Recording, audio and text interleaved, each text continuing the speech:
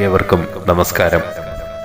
ഭജഗോവിന്ദം അഥവാ മോഹമുദ്ഗരം സമാപിച്ചു. 31 ശ്ലോകങ്ങളിലൂടെ ആധ്യാത്മികത, ലൗകികത, ആത്മസാക്ഷാത്കാരം എന്നിവയെക്കുറിച്ചെല്ലാം ലളിതമായി ആചാര്യസ്വാമികൾ വിശദീകരിച്ചു. ആചാര്യസ്വാമികളുടെ മറ്റു കൃതികളിൽ നിന്ന് വ്യത്യസ്തമായി ലളിതവും എന്നാൽ നേരിട്ട് സംവദിക്കുന്നതുമായ കൃതിയാണ് ഭജഗോവിന്ദം. ആദ്യത്തെ 12 ശ്ലോകങ്ങളാണ് സ്വാമികൾ രചിച്ചത്. അതിൽ നിന്ന് പ്രചോദനം ഉൾക്കൊണ്ട് അദ്ദേഹത്തിൻ്റെ ശിഷ്യരാണ് 14 ശ്ലോകങ്ങൾ രചിച്ചത്. ശ്ലോകരചന നടത്തിയ ശിഷ്യരെക്കുറിച്ച് വ്യക്തമായ അറിവില്ല.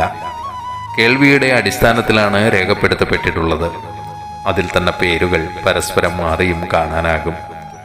ആരെഴുതി എന്നതിനപ്പുറം എന്തെഴുതി എന്നതാണ് പ്രധാനം. മനുഷ്യരായ നാം ജീവിത സംസാരത്തിൽ ഒട്ടേറെ കഷ്ടപ്പെടുന്നു. പലപ്പോഴും നാം അറിയാതെ തന്നെ വിഷമാവസ്ഥകൾ വന്നു ചേരുന്നു. തിന്മ ചെയ്യണമെന്ന ആഗ്രഹത്തോടെ ആരും കർമ്മം ചെയ്യുന്നില്ല. പക്ഷേ ചിലപ്പോഴെല്ലാം തിന്മയായി പോകുന്നു. എന്തുകൊണ്ട്? മനസ്സ് നമ്മുടെ നിയന്ത്രണത്തിൽ അല്ലാത്തതുകൊണ്ട്.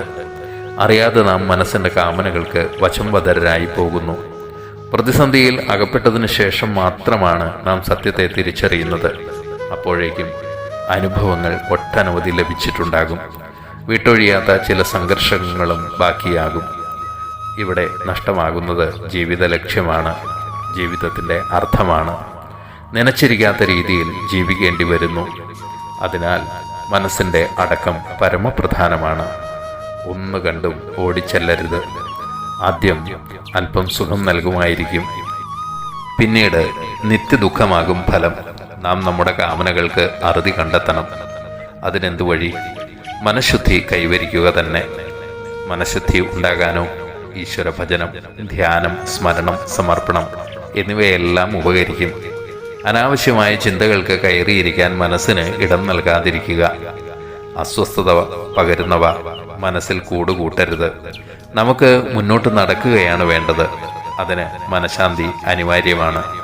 സ്വന്തം ശാന്തത ഒരു വിധത്തിലും ഭഞ്ജിക്കപ്പെടുകയില്ല എന്ന് ഉറപ്പുവരുത്തണം.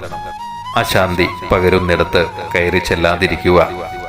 ആത്മസത്തയുടെ മൂല്യം തിരിച്ചറിഞ്ഞ് അതിന് വില കൽപ്പിക്കുക. അവരവരിലെ ഈശ്വരീയത മനസ്സിലാക്കി മനസ്സ് പ്രസാദാത്മകമാക്കുക.